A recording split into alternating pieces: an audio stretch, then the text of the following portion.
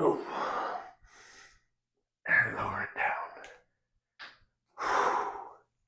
What if I told you that limiting your bicep training to simply using dumbbells or barbells means that you could be leaving gains on the table? And in fact, a simple device like this could be your salvation. But it's important to state that free weights are going to make up a major part of your bicep training. However, free weights do have one major flaw, and that's that they don't fully exploit the natural strength curve of the biceps. That's where a resistance band exercise that I'm going to show you makes up all the difference.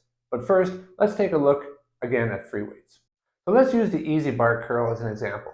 If I was to ask you how much weight are you putting on the bar if you were to do, let's say, 3 sets of 10 to 12 reps, you might come back and tell me 70, 75 pounds. Now, if I was to ask you, how come you've chosen that weight? You probably would tell me, well, duh, that's as strong as I am, right? Well, in actual fact, you're a lot stronger than that. And the reason why you chose that weight is because that's how much you can lift in the weakest portion of the lift.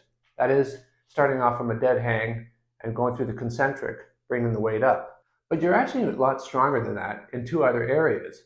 And that is the isometric position, that is the holding of the weight, just holding it like that and flexed, as well as the eccentric, which is that slowly lowering down.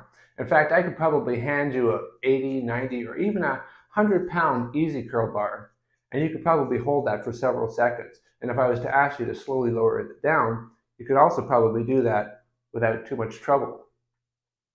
So now that we've made that realization about the strength curves and the limitations of free weights, we can use the resistance band to perform an exercise that's going to maximize the concentric portion of the exercise, the isometric portion of the exercise, and the eccentric.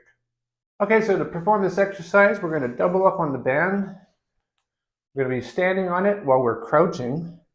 Depending on your foot width, you can create more tension. The wider your feet are apart, the more tension there's going to be on the band. We're going to be doing crouching bicep curls. Want as much tension as you can so that you max out on the concentric portion. So we bring it up here. And this, now I can't go any higher than this. This is like maxing out with free weights. But because we talked about the strength curve being stronger in the isometric and the eccentric, what we're going to do is we are now going to stand up. And the tension gets even greater and greater and greater while we're in this isometric. And again, we talked about the eccentric also being stronger than the concentric. So we slowly lower that down.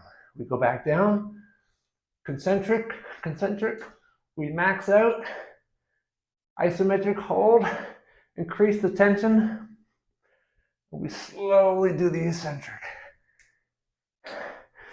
So here we are actually blowing past what we think is our strength potential by doing this band exercise. And lower it down.